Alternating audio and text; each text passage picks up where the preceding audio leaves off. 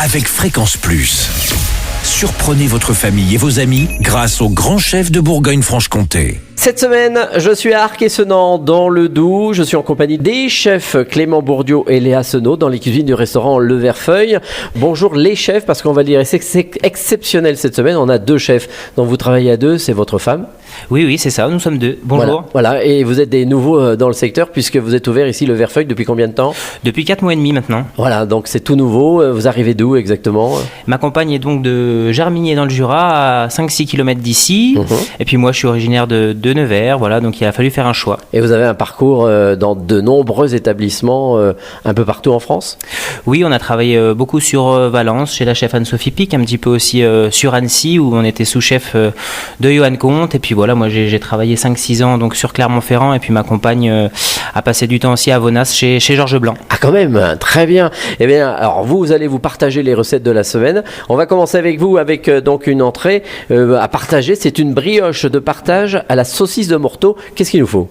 Alors il nous faut un petit peu de farine, du sel, du sucre, de la levure fraîche, des jaunes d'œufs, des œufs entiers, du beurre, du lait et bien sûr la saucisse de Morteau. Ah ben forcément, et puis c'est la bonne saison en plus. Alors comment on procède ? Dans la cuve du batteur, on va donc mettre notre sel et notre sucre au fond de la cuve. Donc il faudra donc pour cette recette 3 g de sel, 20 g de sucre. Après on peut ajouter 250 g de farine. On peut mettre aussi donc 10 g de levure fraîche dans tous ces produits secs. 60 g de jaune d'œuf, ça fait à peu près 3 jaunes d'œufs. Voilà, les blancs, on peut les utiliser pour faire une meringue ou autre. Un œuf entier, on fait battre tout ça à vitesse moyenne, je dirais, pendant 3 ou 4 minutes. D'accord. Il faut faire quand même donc une préparation plutôt lisse. Voilà, donc il faut que ça tourne environ 2, 3, 4 minutes selon la capacité du batteur. Et puis une fois que cet appareil-là est donc lisse, on vient le monter au beurre. Donc monter au beurre, on ajoute 125 g de beurre en petits cubes bien froids. Et là, on va venir monter tout doucement. Et là, il faut laisser tourner pendant au moins 10 ou 15 minutes. Ah oui, quand même. Histoire que l'appareil se décolle du batteur. Voilà, que ça colle plus. Exactement. Alors une fois que on a ça, on va pouvoir le mettre au frais. Auparavant, on aura bien sûr cuit la saucisse de Morteau. Sans la piquer ? Sans la piquer, Très bien bien sûr, attention. C'était la bonne question. Pour cuire la saucisse de Morteau, ce qu'on vous conseille, donc, c'est de prendre un grand récipient d'eau, le monter à ébullition et plonger les saucisses pendant environ 20 minutes, le feu coupé. Ah oui. Voilà. Ah, c'est mieux. Il ne faut pas que la saucisse ait l'ébullition de l'eau pour que la chaleur s'imprègne vraiment à l'intérieur de la saucisse et qu'on ait une cuisson plutôt homogène, je dirais. D'accord. Alors une fois qu'on a fait ça, une fois qu'on a fait ça, on l'égoutte, bien sûr, on la met au frigo. Et une fois qu'elle est fraîche, on peut la tailler en petites brunoises, petits cubes.